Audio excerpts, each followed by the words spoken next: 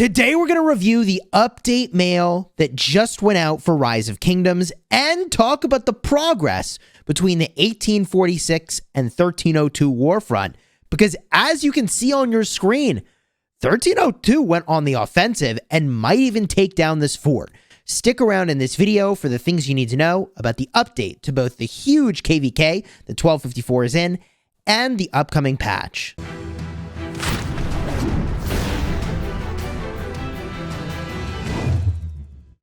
Hello my friends and welcome back. I'm Chisgule Gaming, and today's video is sponsored by the makers of Rise of Kingdoms.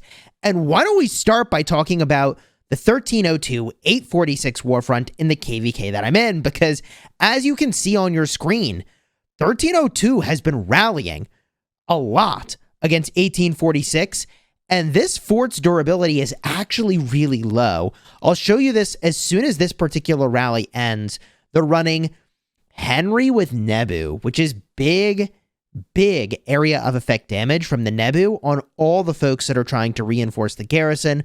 Swarm is finally in on that rally, and the Swarm on the rally should be what's needed to take this thing down, I think. Hello? There it is. Okay. The fort itself, you can see, is down to a sliver of health. 30,000 health remaining on that fort, and 34,000 remaining on this fort. It is possible that 1302 entrenches themselves in this position and burns some of these forts, which would be really crazy, but there is a new Sin fort to contend with down here. Looks like they're moving in on this HSE fort, and hopefully over the course of this video, I'll get to show you a rally on that fort as well. So still a ton of action in this corner of the map here, which is just really nuts. And if we cruise over to the 945, 525 warfront, you can see that slowly but surely 525 has made progress against these forts over here. There is a little bit of backforting going on, which is to sort of be expected, and I think is very strategic. And I think this will continue to sort of progress in a slow and steady state to the point where 525 takes over the zone. But a part of the reason you're tuning in today is, of course, for the update notes, which, I'll have to show you in just a minute, because here comes the rally. Ban Kun leading the rally. Ban Kun is a longtime player of this game. I battled against him ages ago in like the original KvK Season 3, the very first one that happened. Here's the King skill.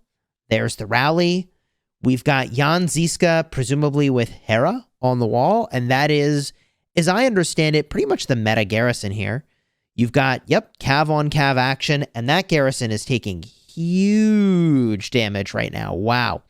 That is a Nevsky Joan rally. You know, I find that surprising, because I thought we've sort of proven repeatedly that Nevsky with Minamoto was just a better rally, but people are still using Nevsky Joan. I don't know if it's out of habit, or if there's something I don't know about Nevsky Mina, particularly in this format where you have auxiliary skills. Maybe there's just something I don't know.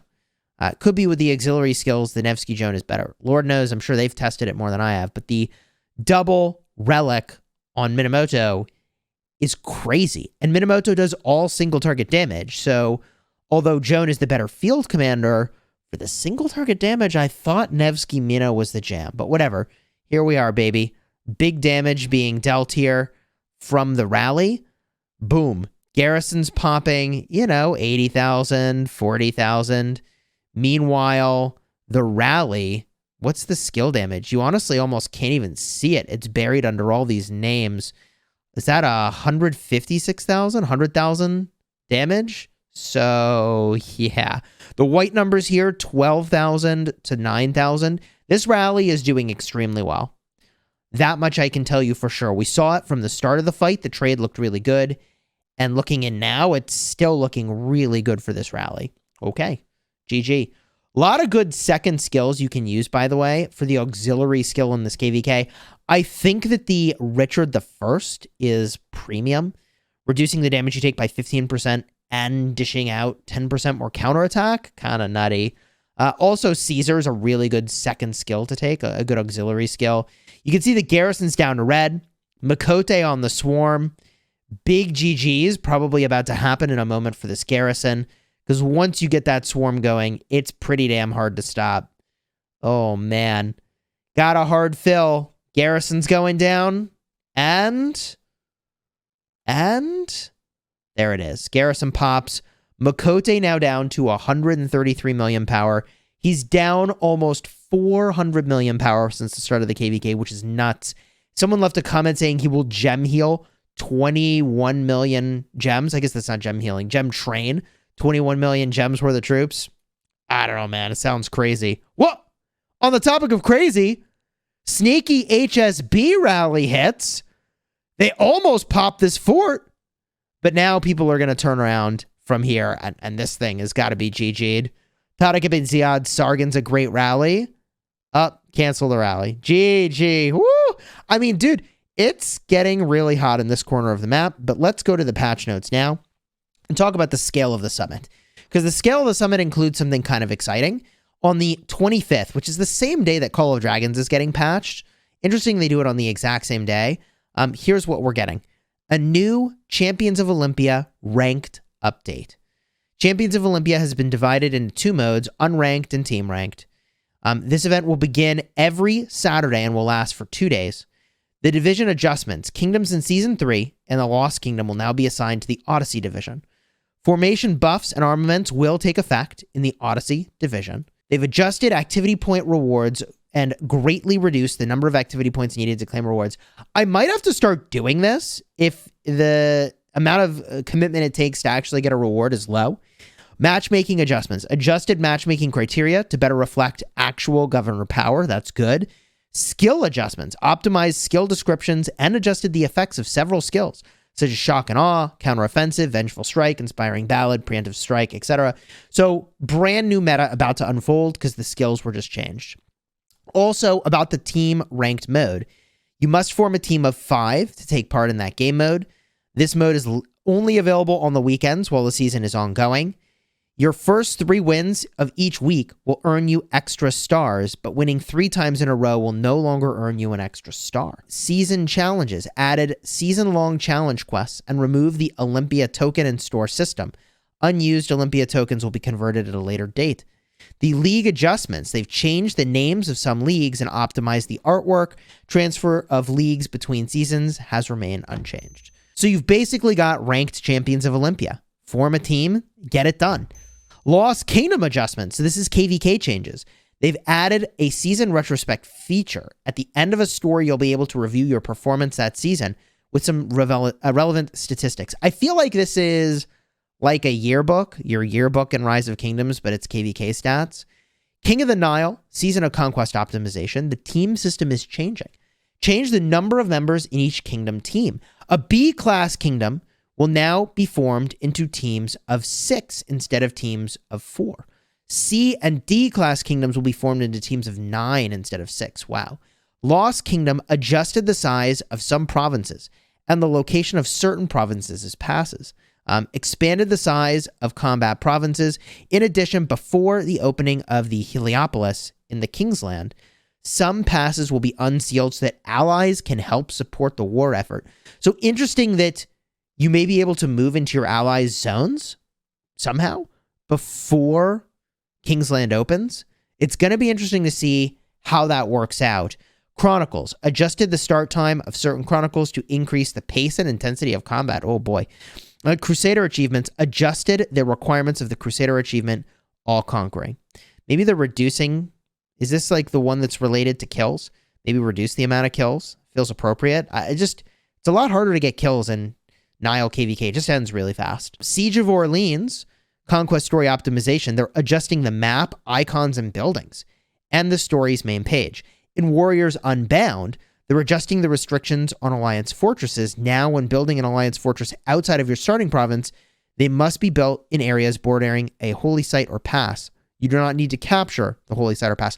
I thought that's how it worked today, but okay. Added the city theme, St. Peter's Basilica, to the Season of Conquest combat shop. Yo, are we getting an infantry city theme finally? Like 3 years later, are we getting an infantry city theme? That would be pretty hype. The Autarch and Vindicator Tavern adjustments. Now, I've talked about how the Autarch Tavern is really weird in the past, where it's like you get the right to pay gems for a bunch of commanders you might not even want, which is just not how people want to spend their gems, except gigantic whales. And they say they've added a new Aspirant Tavern, which will be open to all governors. Those who received an Autarch or Vindicator reward will be able to access the Autarch or Vindicator Tavern. Okay. Adjusted the opening time of the Autarch, Vindicator, and Aspirant Taverns.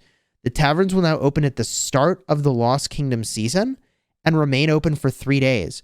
So instead of being a KvK reward, are these somehow like a welcome to the KvK you can spend gems reward? The taverns will not be opened during your kingdom's first season of conquest. Is this like if you were an Autarch last season, you get Autarch in your next season? I don't know. I don't quite understand the changes they're making to the Autarch and Vindicator Taverns. I'll simply say the following. Players want to spend gems for commanders, but they don't want to spend gems on random commanders. So even if you skew the rewards, but it's random, that's not really what players want. What players want is, I want this commander. I spend gems, I get that commander. That's it. So, going to be interesting to see how these taverns continue to adjust. PC version optimizations. Fixed an issue with the changing display mode. You can now switch between full screen and windowed. All right. I was never doing that. Other changes. Adjusted Thutmose' skill. This is the expertise skill. They've talked about changing this in a number of places, so they're actually doing it. Ark of Osiris matchmaking is improved. Kill points of an alliance registered members will now be included when calculating the overall ranking. Optimize the way overall ranking is calculated to encourage more balanced matchmaking. Bro, thank goodness. Players have been begging for better Ark of Osiris matchmaking for ages. Alliances will only be matched with alliances of a similar kingdom age. Thank goodness. As it stands today, War Daddy Chad was telling me that he queued up for like an Ark of Osiris and another alliance because he couldn't play the main times with like 8 players. And they fought an alliance of 30 players. And it was a young kingdom. And they were genuinely trying. And they got absolutely decimated by like 5 people actually playing the Ark match.